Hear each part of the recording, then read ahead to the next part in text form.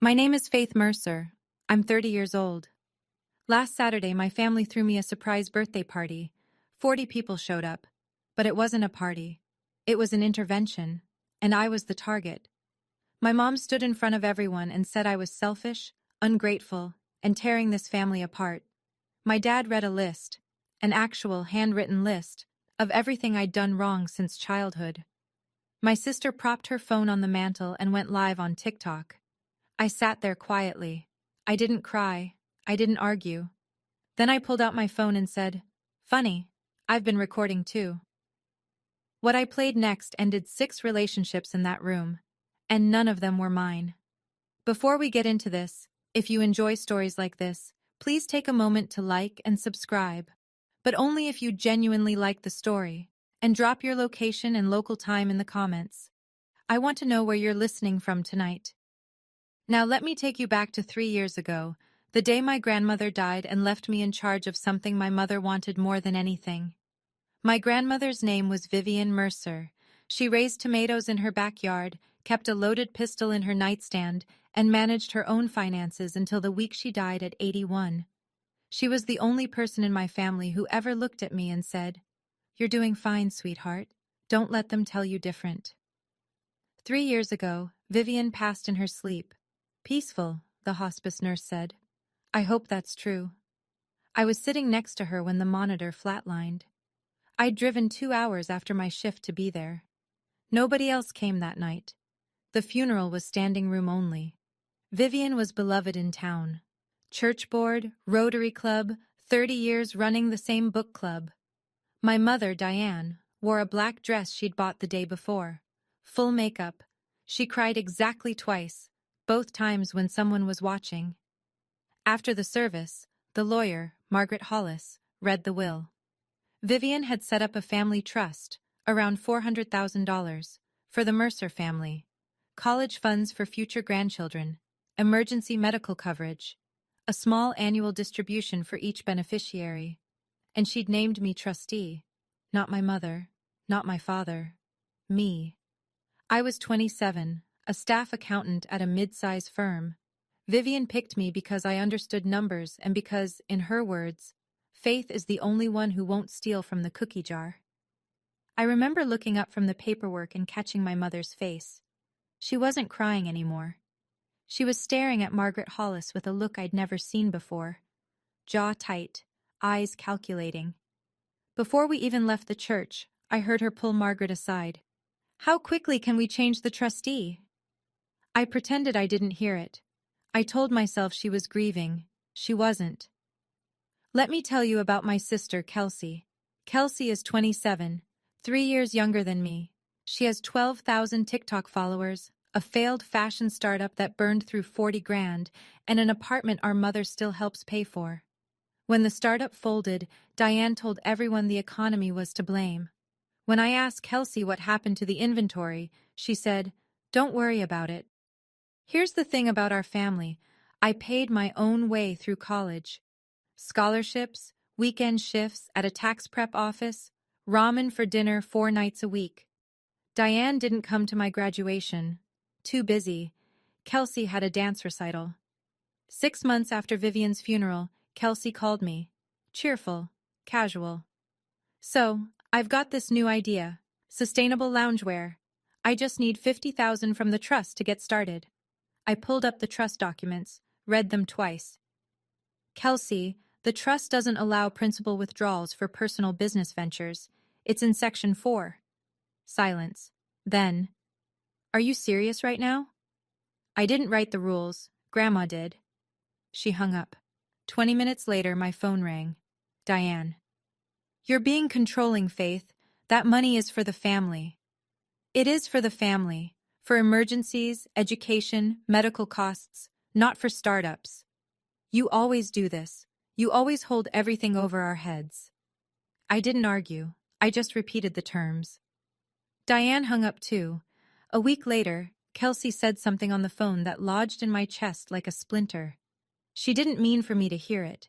She was talking to Diane in the background while I was on hold. "Mom says if you won't give it up, she'll make everyone see what you really are." I should have paid more attention to that sentence. The campaign started slow. First, it was the phone calls. Diane has this gift. She can cry on command, and she knows how to frame a sentence so the other person fills in the worst parts themselves. She called my aunts, my uncles, the neighbors. Her version of events was always the same. Faith controls the trust, won't let anyone touch a dime, and treats us like strangers. She never mentioned Section 4. She never mentioned that I'd approved 3 legitimate distributions that year. Gerald's dental work, Kelsey's car insurance, a plumbing emergency at the house. She just said I was hoarding Vivian's money. I started noticing the shift. Mrs. Pruitt, who'd lived next door to my parents for 15 years, stopped waving when I pulled into the driveway. Uncle Tom didn't reply to my Thanksgiving text. Aunt Carol, Diane's best friend since high school, looked at me sideways at the grocery store and said, "Your mama's real upset, Faith. Maybe you should think about that." I tried to explain. Nobody wanted to hear it. I asked my father once. Gerald was in the garage, sanding a birdhouse he'd never finish. I said, "Dad, you know I'm following the trust rules. You know that, right?" He didn't look up. "Your mother is just worried about the family, Faith." "That's not what I asked." He kept sanding. "Let it go, sweetheart. She'll calm down." She didn't calm down. 3 weeks before my birthday, Kelsey texted me a photo. A cream-colored invitation, gold script. Surprise 30th birthday party for Faith. Saturday, 6 p.m., Mercer residence. Kelsey had never organized anything for me. Not a card, not a call. She once forgot my birthday entirely and blamed her phone. Something was off. I just didn't know how off. I want you to understand something about the way I was living during those 18 months. I woke up at 6 every morning, drove 45 minutes to the firm, reconciled balance sheets, reviewed audits, met with clients, came home, made dinner, usually something simple, a salad or pasta, paid my bills, managed the trust quarterly, every distribution documented, every expense cross-referenced, every receipt filed in a fireproof box in my closet. I wasn't hiding. I wasn't plotting. I was working. And every few weeks, I'd get a text from a family member that felt like a paper cut. "Heard you won't help Kelsey. Your mom's really struggling, Faith. Why don't you ever come home anymore?" I did come home. I drove 90 minutes round trip at least twice a month. I sat at that kitchen table and watched Diane sigh into her coffee and say, "I just wish things were different." And I'd say, "What do you want to be different, Mom?" And she'd say, "You know what I mean." And I'd leave feeling like I'd failed a test I was never shown. That's the trick with people like Diane. The accusation is always in the air but never on paper. The wound is always implied, never named. You spend your whole life trying to fix something that was never broken, because the brokenness isn't in you. It's in the person pointing at you. But I didn't see that yet. I still believed, honestly, sincerely believed, that if I was patient enough, consistent enough, clear enough, my family would come around. Vivian taught me that. "Family is always worth one more chance," she'd say. Vivian was right about a lot of things. She was wrong about that one. I'll give you one example so you can see how this worked in practice. Thanksgiving, 8 months before the party, I'd driven 90 minutes to be there, brought a sweet potato casserole, Vivian's recipe, the one with the pecan crust. I thought it might be a nice gesture, a bridge. Diane opened the door, looked at the dish, and said, "Oh, I already made one." She hadn't. There was no casserole on the counter. She just didn't want Vivian's recipe on her table. At dinner, Kelsey announced her new business idea, the sustainable loungewear line. The table erupted. Diane clapped. Gerald smiled and said, "That's my girl." Uncle Tom raised his glass. It was a full production. Then Kelsey turned to me. "So, Faith, I'll need the initial capital from the trust by January." Every head at the table swiveled toward me. "Kelsey, the trust doesn't cover business investments. I've explained this." Diane set her fork down. Slowly, deliberately. The room got quiet. "Faith, it's Thanksgiving. Can we not do this today?" "I'm not doing anything. I'm answering a question." You're always so rigid, so cold. Vivian wouldn't have wanted the money just sitting there. Vivian wrote the rules, Mom. I'm following them. Diane dabbed her eye with her napkin, dry eye, wet napkin, and whispered to Carol beside her. Carol looked at me with pity, the kind of pity you reserve for someone who doesn't know they're the problem. I drove home that night in silence. No radio, no podcast, just the highway and the dark and the slow understanding that every holiday, every visit, every phone call was another performance. And my role was always the same, the daughter who ruins things by telling the truth. Let me be clear about what was at stake the night of that party. First, the trust. Margaret Hollis had warned me, quietly, during a routine review, that Diane had contacted her 3 separate times to petition for a change in trustee. Each time, Margaret declined. The trust terms were ironclad. But Margaret also said this: if Diane could build enough social evidence that I was unfit, she might try to take it to probate court. A room full of people testifying that I was unstable? Judges notice patterns. Second, my career. I'm a management accountant at a financial consulting firm. The invitation Kelsey sent went to 40 people, and 3 of them were my coworkers. Dave from audit, Sandra from compliance, Mike from the Atlanta office, visiting for the week. If I got publicly intervened in front of them, if the narrative became that my own family thinks I'm unfit to manage money, my professional reputation doesn't survive that. Not in a small town, not in accounting. Third, the internet. Kelsey had been teasing something big on her TikTok all week. If she filmed whatever was about to happen and posted it, I'd be a punchline for strangers.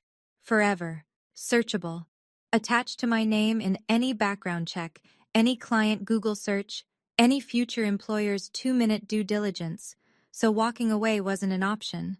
If I didn't show up, Diane would say I was hiding. If I showed up and said nothing, she'd call it agreement. If I caused a scene, Kelsey would clip the worst 30 seconds, and I'd be the villain by morning. Every road led to the same ditch, unless I built a different road. I sat on my apartment floor the night I got that invitation, stared at the ceiling. Then I picked up the phone. I called Margaret Hollis first. She picked up on the second ring. I told her about the party, about Kelsey's TikTok teases, about the 18 months of phone calls Diane had been making to everyone I cared about. Margaret was quiet for a moment. Then she said, "Faith, I want you to listen carefully.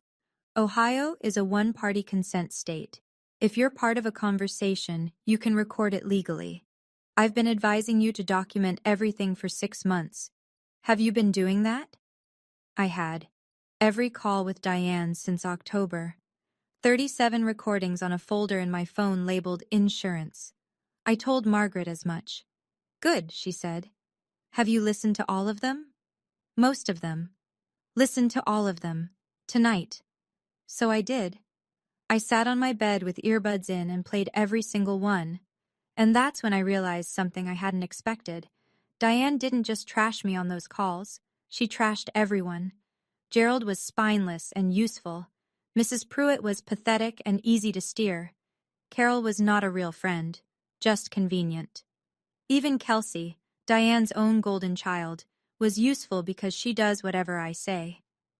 Every person Diane had recruited to her side, she'd mocked behind their backs. Every ally was a prop. My second call that night was to Ruth Mercer, my father's older sister. Diane had cut her off 8 years ago after Ruth refused to lend her money. Diane told Gerald that Ruth was jealous and toxic. Gerald believed it. He hadn't spoken to his own sister in years. Ruth answered on the first ring. "I've been waiting for this call," she said. "I'm inviting you to my birthday party." I wouldn't miss it. "Aunt Ruth, sit in the back row." The day of the party, I drove to Nora's apartment. She was the only person outside of Margaret and Ruth who knew what I suspected. Nora sat cross-legged on her couch, laptop open, a legal pad balanced on her knee. She's a compliance officer. Her entire career is built on spotting irregularities. She took to this like it was a quarterly review. Walk me through the worst case, she said. Diane stages some kind of intervention, accuses me in front of everyone, pushes me to resign as trustee. Kelsey films the whole thing. And the best case? It's actually a birthday party, and I look paranoid. She closed the laptop. Faith, nobody sets up 40 chairs in rows for a birthday party. I've seen the invitation. There's no mention of food, gifts, or music. It reads like an event agenda. She was right. The invitation listed a start time but no end time, no RSVP, no dress code, no bring a dish. It was designed to get bodies into a room, nothing else. I'm going, I said. I have to. Then I'm going with you. Nora, you don't have to. I sat next to you through the CPA exam. I can sit through your family. That made me laugh, the first real laugh I'd had in weeks. We drove separately.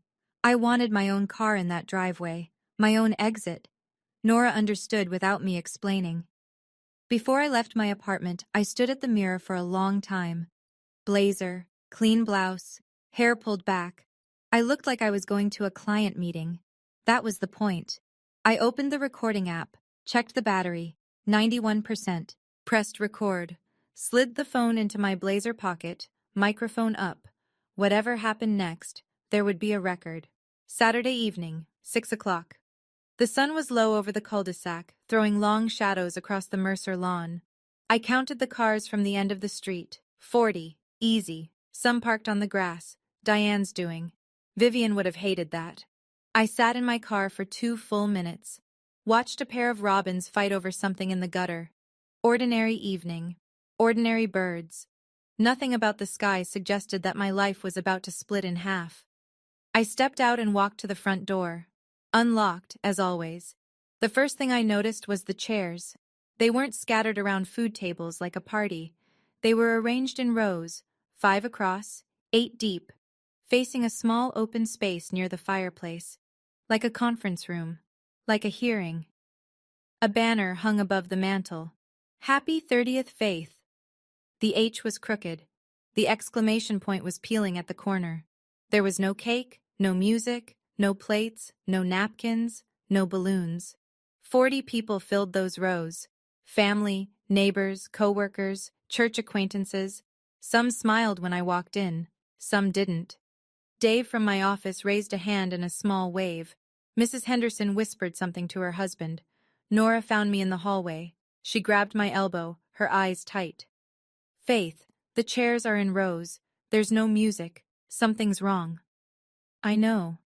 Do you want to leave? We can walk out right now. I looked past her shoulder. Through the archway, Diane stood near a portable microphone on a short stand.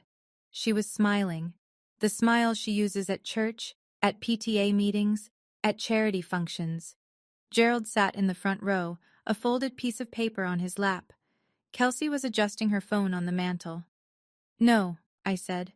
I'm staying. Diane clapped her hands twice. Thank you all for coming tonight. This isn't a birthday party. She said it like she was announcing a bake sale. We're here tonight because someone in this family needs help, and sometimes love means saying the hard things. Diane paused, let the silence do its work. Then she turned to me. Faith, sweetheart, please sit down. 40 people turned to look at me. I walked to the empty chair at the front, sat, crossed my ankles, folded my hands in my lap. Diane leaned into the microphone. We're here because Faith is selfish. She let that word hang in the air like smoke. She's ungrateful. She's tearing this family apart. A few heads nodded. I recognized them. The ones who'd gotten the phone calls, the rehearsed ones. Uncle Tom, Mrs. Pruitt, Carol. Each one primed with Diane's version of events, delivered in Diane's teary, concerned, generous voice. Since she took control of her grandmother's trust, she's shut us out. She's refused to help her own sister launch her business. She's refused to visit. She treats this family like a burden she can't wait to put down. I watched the room.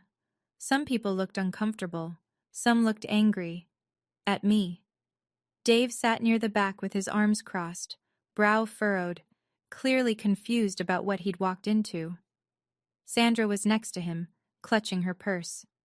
"I've spoken to many of you privately," Diane continued, softer now, playing the wound. "And I know I'm not the only one who's noticed the change in Faith." More nods from the rehearsed section. Mrs. Pruitt clasped her hands like she was at a prayer meeting. I sat still, hands folded, face neutral. In the corner of my eye, Kelsey lifted her phone from the mantel and flipped it to face the room. A red dot pulsed. She was live. Gerald stood. He was wearing the brown polo Diane bought him for Father's Day, the one he never chose himself. He unfolded the piece of paper slowly, and I watched his fingers tremble against the crease. "Faith," he said, cleared his throat, started again. "Your mother and I put together some examples, things we'd like you to hear." He didn't look at me. Not once. "When you were 12, you refused to come to the family Christmas dinner. I was 12. I had the flu. I was vomiting into a bucket every 20 minutes. Diane told me to come downstairs anyway because it looked bad in front of the relatives. When you were 18, you chose a college 3 hours away instead of staying close to home. I chose the school that offered a full ride. The local college offered nothing. Diane wanted me at the community college so I could babysit Kelsey after school. When you were 25, you accepted the trustee role without asking your mother first," Vivian asked me privately. "She told me specifically not to discuss it with Diane until the paperwork was signed." I understood why now. Gerald kept reading. Each item was a moment where I'd made a reasonable, independent choice, repackaged as an act of rebellion. Going to summer camp at 14. Getting my own apartment at 22. Declining to co-sign Kelsey's first business loan. His hand shook the entire time. I watched the paper flutter with each breath. Then I noticed the handwriting. Gerald's handwriting is blocky, all capitals, engineer neat. The writing on that paper was looping, slanted, pressed hard into the page. Diane's handwriting, not his.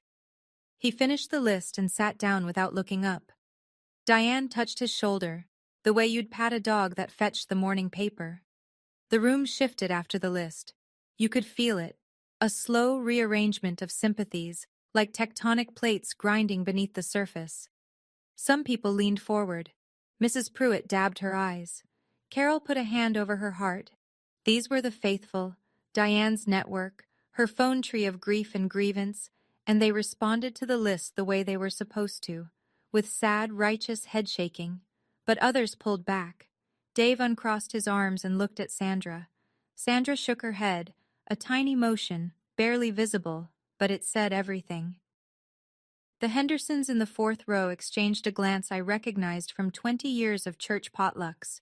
The glance that says, "This is not what we signed up for."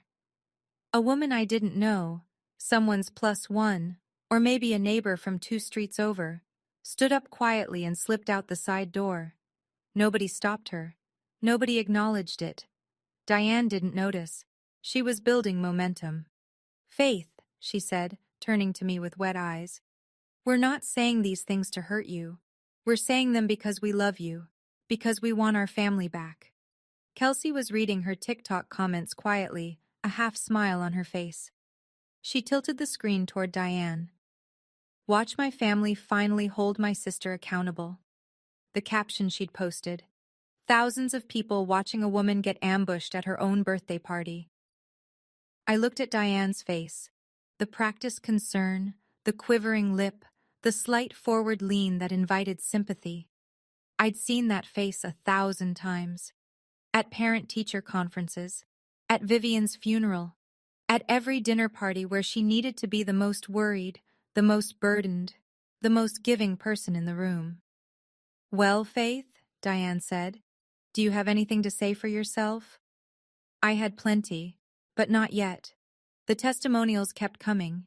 Diane was conducting now, pointing, nodding, cueing people like a choir director. "Aunt Linda, Gerald's cousin. I tried to call you last Christmas, Faith. You never called back." I did call back. Diane told Linda I hadn't. I found out 3 months later. Jim Patterson, a family friend from church. Your grandmother would be disappointed, Faith. She believed in family above all. Jim had known Vivian for 40 years. He didn't know that Vivian had written a private letter to Margaret Hollis saying, in her own handwriting, that Diane should never have access to the trust principal. But Jim didn't know that. He only knew what Diane told him over coffee at the diner last month.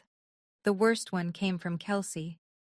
She stepped forward, put her hand on Diane's arm, and looked at me with something designed to resemble sadness. Faith, I just want my sister back. I miss who you used to be, before the trust changed you. The trust didn't change me. The trust revealed what had always been there, a family that measured love by compliance, and a mother who measured compliance by control. I looked at Kelsey's phone on the mantel, still recording. Comments scrolling. OMG, this is so sad, and the sister is so calm, and Faith seems cold TBH. Strangers judging a story they'd heard one side of. That's the internet. That's Diane's whole strategy, scaled up.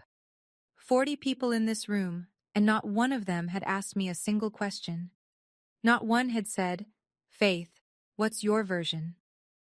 They came to watch. They came because Diane told them to come. The jury was seated.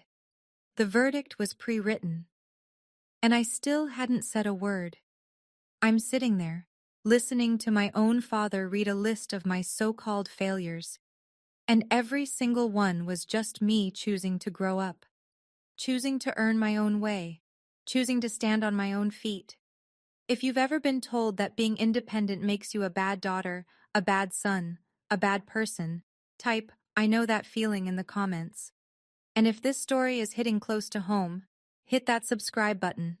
I promise you, what happens next is worth staying for. Let me rewind for a second, because there's something you need to know about what was in my pocket. 6 months before this party, I'd sat in Margaret Hollis's office after Diane filed her third trustee removal petition. Margaret had a way of saying important things quietly, like she was reading a weather report. Faith, Ohio is a one-party consent state. Start recording every call. I didn't want to. Recording your own mother feels like crossing a line, even when she's already crossed every line there is. But Margaret wasn't asking me to build a weapon. She was asking me to build a record. Protect the trust. Protect myself. There's a difference. So I started. Every call from Diane, every voicemail, every tearful Sunday lecture. I labeled the folder Insurance on my phone, and I rarely listened back. It felt wrong, like reading someone's diary, except the diary was about how much they resented you. The night before the party, Margaret's voice on the phone. Have you listened to all of them? Most. All of them. Tonight. So I did. 37 recordings, earbuds in, lights off. And that's when the picture changed completely. Because Diane didn't reserve her cruelty for me. She spent those calls shredding everyone. Gerald was spineless. Pruitt was pathetic. Carol was convenient, not a friend.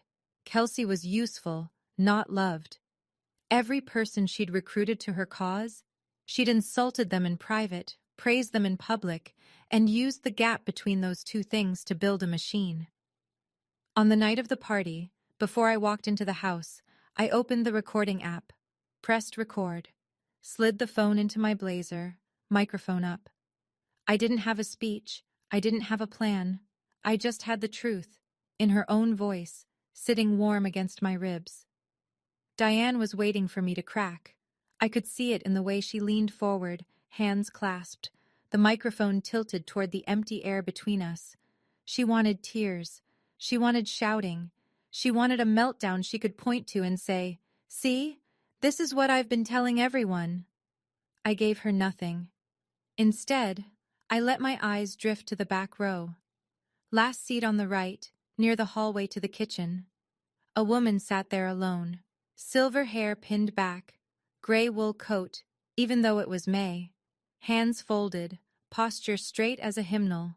Ruth Mercer, my father's older sister, the woman Diane had surgically removed from this family 8 years ago. Nobody noticed her. Gerald hadn't turned around. He was staring at the floor, the crumpled list still in his fist. Kelsey was monitoring her TikTok comments. Diane had arranged the room so the audience faced her, not each other. Ruth caught my eye. One nod. Small, steady. The nod of a woman who'd waited a long time to be in this room again. I looked back at Diane. I asked you a question, Faith. She lowered her voice, the way she always does when the audience is large enough to require softness. Do you have anything to say for yourself? More nods from the rehearsed rows. Uncle Tom rubbed the back of his neck, still unable to look directly at me.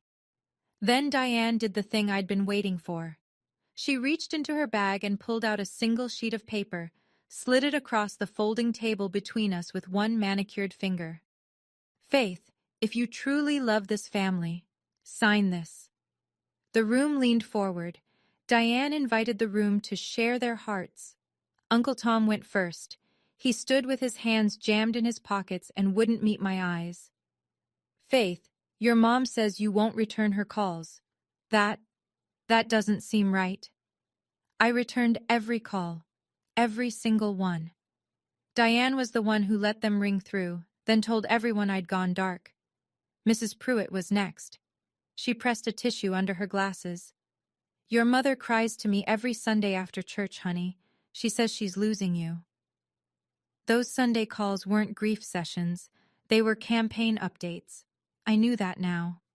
Dave, my coworker, half stood from the back. He looked like a man who'd walked into the wrong courtroom. I didn't know it was this bad, Faith. Kelsey said it was a birthday thing. He sat back down fast. Sandra was already buttoning her coat. One by one, the testimonials rolled in. Same phrases, same rhythm. We're worried about you. Your mother just wants what's best. Family comes first. Each sentence had Diane's fingerprints on it, polished smooth, distributed in advance, delivered on cue. Kelsey picked up her phone and read a TikTok comment to the room, grinning. Wow, your sister sounds toxic. See, Faith? She held the screen toward me. Even strangers can tell. I watched the red light pulse on her phone. Still live, still broadcasting this to thousands of people I'd never meet. I looked at the faces around me. 40 people. Some uncomfortable, some convinced. A few already checking the time. They'd been assembled like a jury, but only one side had been allowed to present its case. That was about to change. But first, that piece of paper on the table. Nora couldn't hold it anymore. She stood up in the third row, blazer sharp, shoulders square, voice clear enough to reach the back wall. This is wrong. This is not an intervention. This is an ambush. Faith doesn't have an addiction. She doesn't have a crisis. She manages a trust responsibly, and you're putting her on trial for it. The room stirred. A few heads swiveled toward Diane for a response. Diane pivoted without missing a beat. She tilted her chin, softened her gaze, and said, Nora, sweetheart, you're Faith's friend. Of course you'd defend her. A tender pause. But sometimes the people closest to us are the ones enabling us the most. Kelsey from the side. Nora, you're not family. This isn't about you. Nora opened her mouth, but Uncle Jim, Diane's cousin, put a firm hand on her arm. She sat. Not because she agreed, because the room had already closed ranks around her, and one more word would have made her the new target. She looked at me across 2 rows of chairs. Her eyes said everything. Under my seat, out of sight, I reached back and squeezed her hand once. It's okay, I whispered. Sit down. Diane watched the exchange with a satisfied, pitying smile. She smoothed the front of her blouse and turned the microphone back toward me. Faith, your silence speaks volumes. You don't even care enough to defend yourself. Then she tapped the paper on the table. This is a voluntary resignation as trustee of the Vivian Mercer Family Trust, your grandmother's trust. If you love us, if you love this family at all, you'll sign it. Right now, in front of everyone. Kelsey slid a ballpoint pen across the table. The room held its breath. There it was. Not love, not concern, Not 40 people gathered because they were worried about my well-being. Just a dotted line and a ballpoint pen. I picked up the paper, read it slowly. The language was clumsy. Too simple for a legal document, too formal for a family conversation. No attorney had drafted this. Diane had typed it at the kitchen table, probably while Gerald sanded something useless in the garage. Voluntary resignation as trustee of the Vivian Mercer Family Trust. I set the paper down and looked at the room. Something had shifted in the air. Dave was frowning, arms uncrossed for the first time. Mrs. Henderson leaned toward her husband, whispering. Even Uncle Tom's expression had changed. Like the equation he'd been solving had suddenly come up wrong. A resignation document. At a birthday party. In front of 40 witnesses and a live TikTok audience. Gerald stared at the paper from his front row chair, his lips parted. He glanced at Diane, searching for something, an explanation maybe, or a signal, and got nothing. He hadn't known about this part, I was sure of it. The flash of confusion across his face was real. Just sign it, Faith. Kelsey's voice, light and sharp as a paper cut. Then we can all move on with our lives. I set the pen down beside the paper, folded my hands. For the first time all evening I smiled. Not a warm smile, not a cruel one. The smile of someone who's just been handed the last piece of a puzzle they've been assembling for 6 months. Mom, I said. My voice was level. You told everyone in this room that you're doing this because you love me. I do love you. You told them everyone here agrees with you. They do. Okay. I reached into my blazer pocket. Let's hear what you really think about everyone. I stood up slowly. No rush. I'd spent 30 years earning this kind of quiet. Thank you, everyone, for coming tonight. I mean that. A few confused looks, a few automatic nods. Mom, before I respond to anything said tonight, I want to play something for this room. These are phone conversations between me and my mother, recorded over the past 6 months. Her voice, her words, nothing edited, nothing spliced. Diane's posture changed, subtle, a tightening of the jaw, a pulling back of the shoulders, the first crack in 25 years of performance. Faith, this isn't the time. You had the microphone for 45 minutes, Mom. I'll need about 10. I tapped the screen, selected the first file. I want everyone in this room to understand. I'm not playing these to embarrass anyone. I'm playing them so you can hear what my mother says about you when you're not around. Mrs. Pruitt's chin lifted. Uncle Tom's hands went still. This first recording is from March 14th. Mom called me about the trust and then started talking about Dad. I pressed play. Diane's voice filled the living room. Clear, casual, unmistakable. The same voice that had just told 40 people she was acting out of love. Gerald is spineless. He does whatever I tell him. Honestly, I could hand him a phone book and tell him to read it at Faith's intervention and he'd do it. The man has zero backbone. Never has. Gerald's head snapped up. The color drained from his face. Not flushed, not red. White. The white of something being extracted. Diane stepped forward. That's taken out of context. Context, I said. Sure, here's more context. I pressed the next file. April 9th. Diane's voice again, mid-laugh, talking on speakerphone in her kitchen, the clatter of dishes in the background. Pruitt? Oh, she's useful. That's about it. She believes anything I feed her. I just need her sitting there nodding at the right moment. She's been doing it for 15 years. Why stop now? The woman is pathetic. Sweet, sure, but pathetic. Mrs. Pruitt stood up. Not fast, not theatrical. She stood the way a person stands when the floor shifts beneath them and they need to find something solid. Her purse was already on her shoulder. She looked at Diane, one long, steady look that carried the weight of 15 years of Sunday phone calls, casseroles, and carpools, and walked out the side door without a word. The door clicked shut. Nobody followed her. Nobody spoke. Diane's composure was fracturing. Faith, you had no right. I had every right. Ohio is a one-party consent state. I was a participant in every one of these calls. I pressed the next file. April 22nd. Diane talking about her best friend. Carol thinks we're best friends. She's wrong. She's convenient. She drives me to appointments, picks up prescriptions, runs errands when I ask. That's not friendship. That's a service I don't have to pay for. Carol was in the second row. Stout woman, kind hands, a laugh that could carry through walls. She didn't make a sound. Her chin dropped slowly, her shoulders curled inward, and she pressed both palms to her knees. She rose, carefully, deliberately, and walked through the front door. 2 empty chairs. The room was beginning to understand. Diane grabbed the edge of the table with both hands. Faith, stop this right now. I'm not finished, Mom. The next recording was May 3rd. Diane on the phone with me, venting about Kelsey. I'd almost forgotten this call. Just another Tuesday, another rant I'd learned to let wash over me. Except this time, I'd been recording. Kelsey's startup was a joke. Everyone knew it except her. But she's useful. She does whatever I tell her because she thinks she's going to get the money eventually. As long as she believes that, she stays in line. That's all that matters.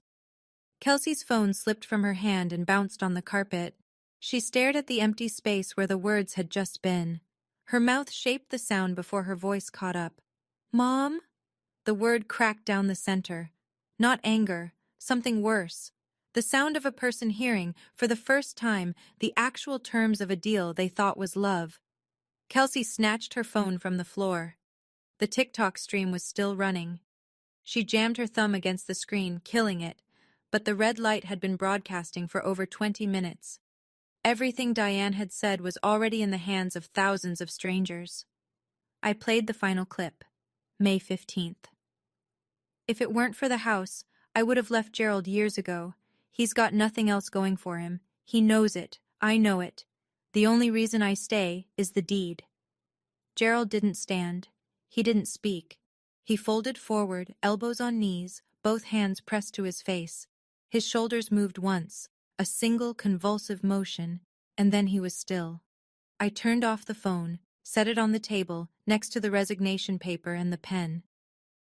I didn't end those relationships, Mom. You did, months ago, in your own words. The room after the recordings was a different room. Uncle Tom stood up. He didn't say anything to Diane. He didn't say anything to me. He pulled his jacket from the back of his chair, buttoned it slowly, and walked to the door. At the threshold, he turned and looked at Gerald, just Gerald, and gave a small, sad shake of his head. Then he was gone. Dave was already standing. He caught my eye from across the room, pressed his lips together in something that wasn't quite an apology and wasn't quite a nod, and left with Sandra 2 steps behind him. Sandra paused long enough to squeeze my arm as she passed. The Hendersons left together, hand in hand, without looking at anyone. Jim Patterson, the church friend who'd quoted Vivian minutes ago, sat frozen in his seat, staring at the microphone stand like it had sprouted teeth. He stood eventually, muttered, "Excuse me," to no one in particular, and shuffled out the front door. In 90 seconds, the room went from 40 people to 12, then 8, then 5. Diane stood behind the folding table. Her hands were flat on the surface, fingers spread, as if she were holding the table down or holding herself up. Her chest rose and fell in quick, shallow breaths. The smile was gone. The performance was over. Underneath it was something I'd never seen on my mother's face before. Not anger, not sadness, but the raw, animal recognition that control had slipped through her fingers and wasn't coming back. Kelsey sat in the front row, phone dark, shoulders hunched, staring at the carpet. She looked 20 years old. She looked lost. Gerald hadn't moved. His hands still covered his face. The crumpled list lay on the floor beside his chair. I stood in the middle of it all, phone in hand, and felt nothing that I expected to feel. 6 relationships. Gone. Not because I played dirty, but because the truth finally had a speaker. If you've ever been the person everyone blamed while the real problem smiled and waved at the neighbors, I see you. Type, "Truth wins" in the comments, and share this with someone who needs to hear it tonight. Now, You might think the story ends here. It doesn't. Because what happened after the room cleared? That's where the real fallout begins. The room was hemorrhaging. People gathered coats, avoided eye contact, whispered to each other in tight clusters near the door. 2 neighbors left without a word. Uncle Jim muttered something to his wife, and they were gone. The Hendersons walked out holding hands, heads down, like they were leaving a funeral that wasn't theirs. Then a voice came from the back row. Low, clear, steady. Gerald. My father turned. His face was swollen, his eyes raw, and when he saw who was standing there, the last trace of color left his cheeks. Ruth? Aunt Ruth walked forward from the back row, unhurried. She didn't need a microphone. Her voice was the kind that fills a room the way a church bell fills a valley, not loud, just present. I've been trying to tell you for 20 years, Gerald. This is who Diane is. This is who she's always been. Diane spun around. What is she doing here? I did not invite her. I did, I said. Ruth stopped 3 feet from Gerald. She wasn't gloating. She wasn't performing. She looked like a woman who'd held a door open for 2 decades and had finally seen someone walk through it. Diane told you I was jealous, Ruth said quietly. She told you I hated your family. She cut me out because I said no when she asked for $8,000. That's the whole story, Gerald. The whole thing. Gerald's jaw worked. Nothing came out. I have the text messages. 17 pages. Everything she wrote about me. And about you. Diane stepped toward Ruth. She's lying. She's always been jealous of... Diane. Ruth didn't raise her voice. I'm not here for you. I'm here for my brother. The remaining guests moved for the exits, quietly, quickly, like people leaving a building they no longer trusted. Ruth placed a hand on Gerald's shoulder. He didn't pull away. For a moment, neither of them moved. A brother and a sister standing together for the first time in 8 years, in a room that was emptying out like a bathtub with the plug pulled. Diane watched them.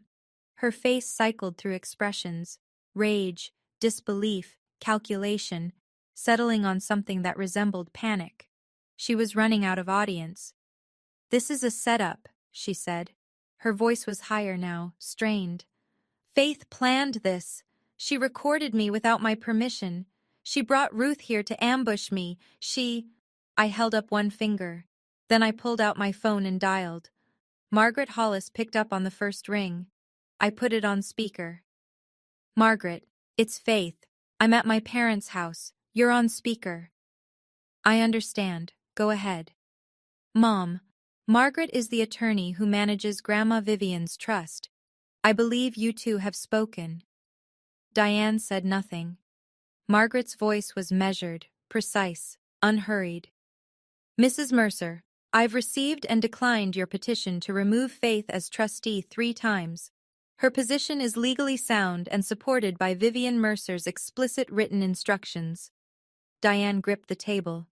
That trust should be managed by... Additionally, Margaret continued, any attempt to coerce a trustee into resignation under duress, such as a public gathering designed to pressure her into signing, could constitute grounds for removing you as a beneficiary entirely. The silence pressed against every surface in that room. You can't do that, Diane whispered. I can, and I will, if Faith requests it. I let the words settle. Then I looked at my mother. I'm not requesting it tonight, but if there's a next time, I won't hesitate. I picked up the resignation paper, folded it once, set it in front of Diane. I won't be signing this. Margaret said, Call me if you need anything, Faith. The line went dead. For a moment, nobody moved. Then Diane did something I'd never seen her do in public. She lost the mask entirely. You ungrateful! She stopped herself, swallowed, looked around the room, at the 7 or 8 people still seated, at the empty chairs, at the crooked banner. She was searching for allies and finding none. After everything I've done for this family, she said. Her voice was shaking now, genuine shaking, not the practiced tremor she used on phone calls. After everything I sacrificed, this is how you repay me? Ruth spoke from behind Gerald. What exactly did you sacrifice, Diane? Diane pointed at Ruth. You don't get to talk. You haven't been part of this family in years. Because you removed me. Because I said no to you one time. Diane's mouth opened, closed, opened again. Nothing came out. It was the first time in my 30 years of life that I'd seen my mother speechless. Not performing speechlessness, not the dramatic hand-to-the-chest pause she used for effect. Actually, genuinely unable to produce a sentence that would fix what had just happened. Kelsey stood up from the front row. She didn't look at Diane. She didn't look at me. She picked up her phone, shoved it in her pocket, grabbed her jacket, and walked out the back door. No goodbye, no slam, just the soft click of the latch. Gerald lifted his head from his hands. His eyes were red, his face swollen. He looked at Diane. He looked at Ruth. He looked at me. Then he stood up, walked past Diane without touching her, and went upstairs. I heard the guest bedroom door close. Diane was alone in her own living room. I picked up my purse and walked toward the front door. Faith, her voice small now. Faith, please. I didn't turn around. By 7:30 the house was empty. 40 people came, 40 people left. Nobody said happy birthday. Nobody took down the banner which still hung crooked over the mantel with its peeling exclamation point and its factory-perfect font. I walked out the front door and down the driveway. The May air was warm, smelled like cut grass and someone's charcoal grill 3 houses over. A normal Saturday evening for everyone else on that street. Kelsey was sitting in her car, engine off, staring at her phone. The TikTok stream had been live for over 20 minutes before she killed it. Long enough. Screenshots were already circulating. By morning, she'd delete the account entirely. But the internet has a longer memory than any family. Gerald stood in the doorway behind me, framed by the porch light. He watched me walk to my car.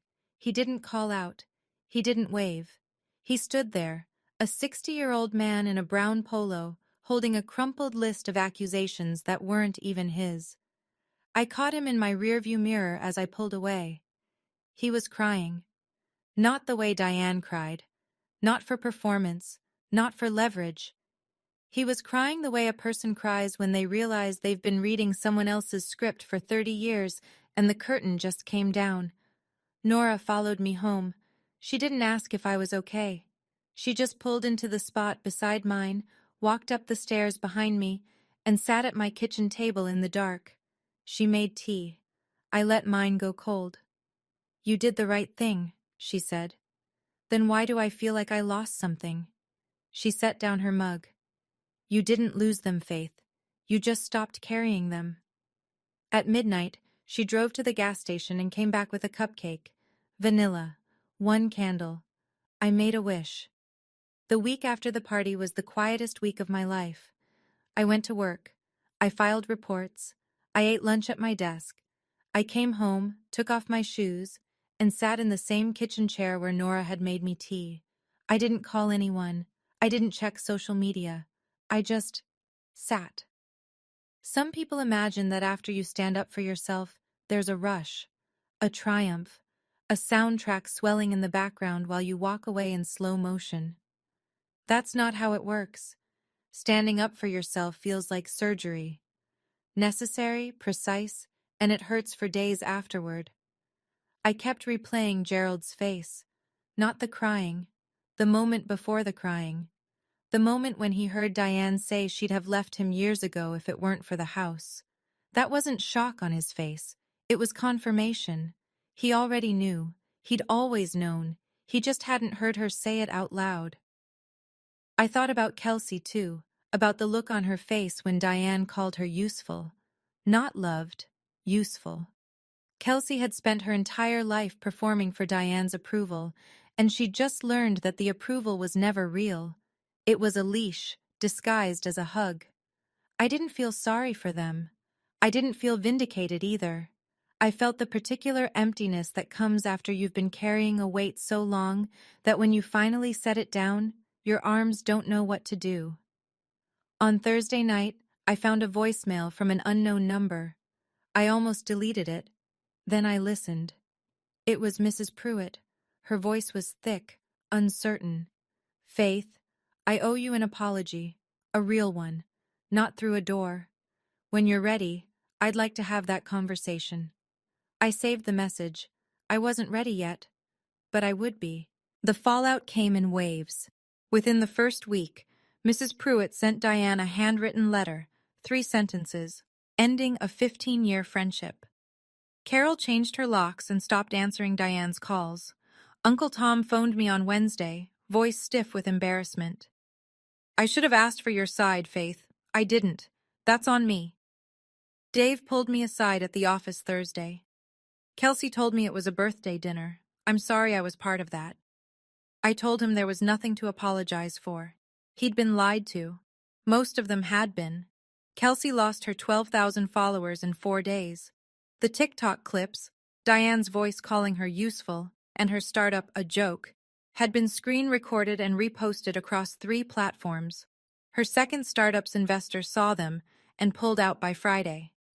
Kelsey went silent. No posts, no stories, no contact. Diane called me 14 times in 7 days. I didn't answer once.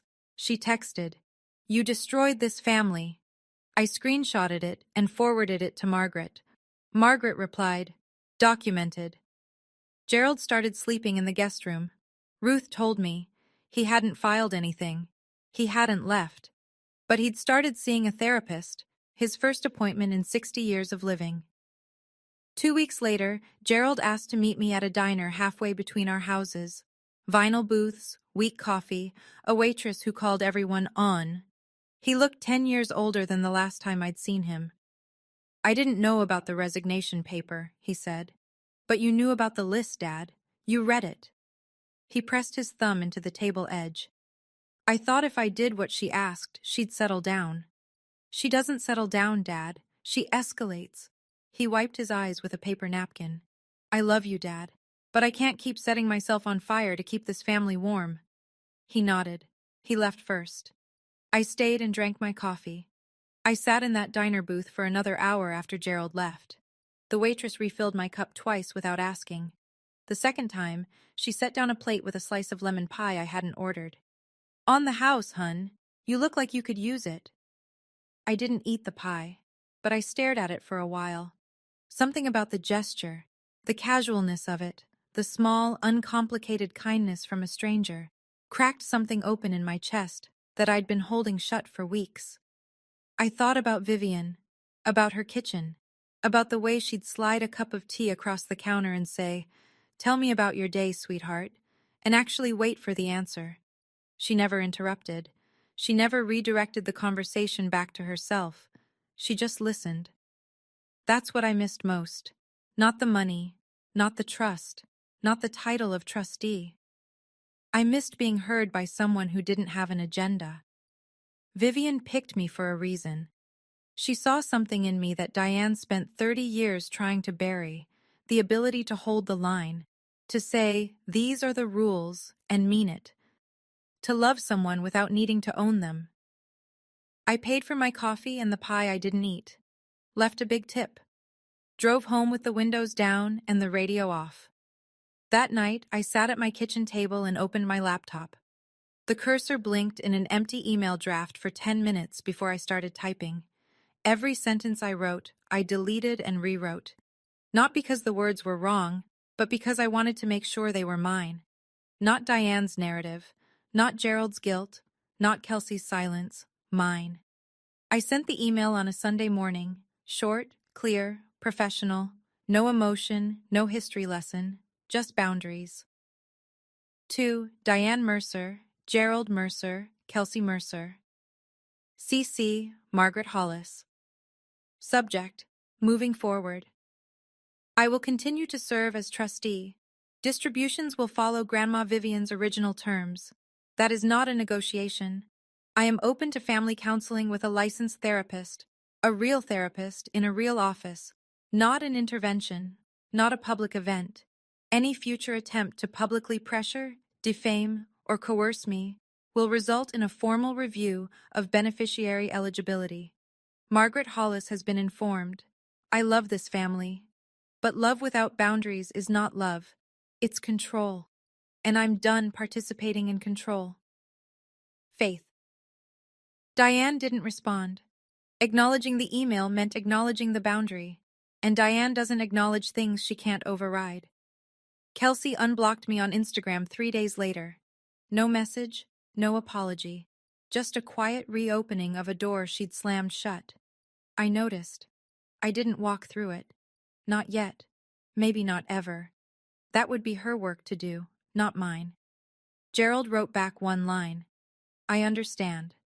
2 words, honest in a way that 30 years of longer sentences had never been. Ruth called that evening. She didn't celebrate. She didn't gush. She said, Vivian would be proud of you, sweetheart. We talked about her garden, a mystery novel she was reading, the weather in Columbus. Normal things, the kind of conversation family is supposed to sound like. After we hung up, I cleaned my apartment, opened the windows for the first time in weeks, bought yellow tulips, and put them on the kitchen table. For the first time since Vivian died, my home felt like home.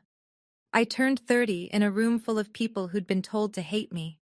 My mother orchestrated it. My father read the script. My sister broadcast it to strangers for content. 40 people watched, and most of them did nothing, because silence is easier than questions, and questions are harder than taking someone's word for it. I survived. I didn't scream. I didn't cry. I didn't flip tables or storm out or deliver some rehearsed monologue that would have played well on a highlight reel. I let the truth do the work, in my mother's own voice, in her own words, in recordings she never knew existed. 6 relationships collapsed that night, and every one of them was a lie Diane had constructed. Each lie caved under the simplest possible force, the sound of her actually saying what she meant. My birthday cake never showed up. Diane either forgot to order one or never intended to. The only cake I got was a gas station cupcake at midnight. Vanilla, 1 candle. Nora singing off-key in my dark kitchen with flour on her sleeve from something she'd baked earlier that week for someone else's celebration. It was the best birthday I've ever had. If you're sitting in a room right now, real or figurative, where the people who should love you are telling you that your boundaries make you selfish, that your independence makes you ungrateful, that your refusal to be controlled makes you the problem, I want you to hear something. You are not selfish for protecting yourself. You are not ungrateful for saying no. You are not tearing anything apart.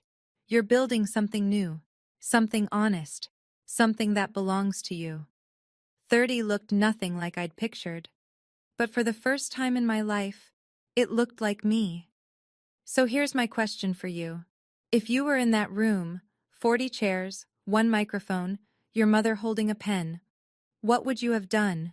Would you have signed the paper, walked out, or hit play? Drop your answer in the comments. I read every single one. And if you want to hear what happened 3 months later, because trust me, Diane was far from finished, check the link in the description. The follow-up is already there. Thank you for listening. Thank you for staying. And remember, your boundaries are not up for a vote.